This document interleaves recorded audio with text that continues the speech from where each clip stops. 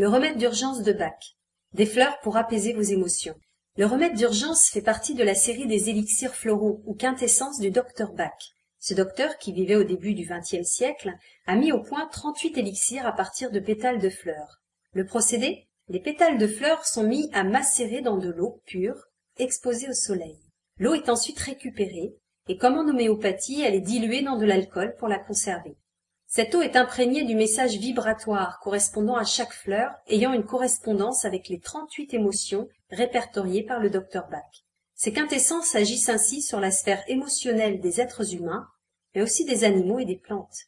Le remède d'urgence est la 39e préparation. Elle est composée de 5 fleurs. Une synergie de 5 fleurs pour plus d'efficacité. L'étoile de Bethléem. Pour les traumatismes, physiques ou psychiques, aussi bien récents qu'anciens. Si vous ressentez des tensions dans la gorge, si vous souffrez de maladies psychosomatiques, si vous vous sentez engourdi, l'étoile de Bethléem permet de surmonter les chocs et ranime la capacité de l'organisme à s'auto-guérir. Elle apporte la paix intérieure. Cela peut être par exemple lors d'un accouchement, aussi bien pour la maman que le bébé, car la naissance est souvent traumatisante. L'hélianthème. Quand vous êtes pris de panique, terrorisé, si vous vous mettez à transpirer énormément, que votre cœur bat la chamade, que vous ne pouvez plus parler, bouger, cela peut se retrouver lors d'un accident, d'un danger réel, d'une catastrophe naturelle, d'un attentat ou d'une maladie dans sa phase aiguë. Si vous êtes incapable de réagir ou si vous faites une crise d'hystérie. Ce remède est aussi valable pour le trac intense. L'hélianthème donne du courage et aide à affronter les situations d'urgence. Les idées sont plus claires et la capacité d'agir est restituée. L'impatiente. Pour les états de stress, d'irritabilité, d'intolérance et d'écoute partielle.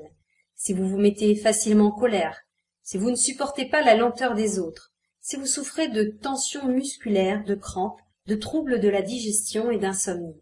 L'impatiente vous permet de vous détendre et vous aide à l'indulgence. Le prunus, pour la peur intense de perdre le contrôle de soi, quand vous êtes à bout de nerfs et sentez une grande violence en vous.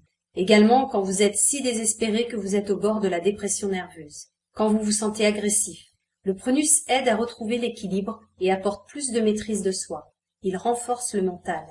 La clématite, pour la sensation de stupeur, le risque d'évanouissement, la perte de conscience, le coma, quand vous avez tendance à nier la situation, pour les troubles de mémoire, quand vous manquez de présence ou êtes réfugié dans vos rêves, si vous vous cognez souvent, vous rêvez éveillé, si vous êtes distrait, somnolent et souvent pâle. Votre distraction vous entraîne dans des accidents. Alors la clématite vous aide à développer de l'intérêt pour le présent et la réalité. Un remède d'urgence par excellence. Ce remède fait des merveilles dès que vous ressentez une très forte émotion avec des conséquences physiques, comme l'accélération du rythme cardiaque, un évanouissement, un choc émotionnel, un grand chagrin ou des peurs paniques. Comment l'utiliser? Usage en interne. Vous l'utiliserez pour tout choc et traumatisme physique ou émotionnel, pour tout accident de quelque nature que ce soit, en cas de colère, d'un grand chagrin, de mauvaises nouvelles ou si vous venez de vous disputer de façon virulente, suite à une grande frayeur, un cauchemar, avant et après une opération chirurgicale, comme les dents de sagesse par exemple. Dans tous les cas de grande peur, de stress, vous devez signer un gros contrat, vous avez rendez-vous avec votre banquier ou votre dentiste, ou dans des situations de trac, comme avant un examen, si vous devez parler en public. Pour des piqûres de guêpes, d'abeilles, d'insectes ou des morsures, cela permet de se calmer et de ne pas céder à la panique. En cas d'insolation, de coups de soleil ou de brûlure, si vous vous faites une entorse, si vous tombez, particulièrement les enfants et les personnes âgées. Vous pouvez mettre 3 à 4 gouttes pures directement sous la langue.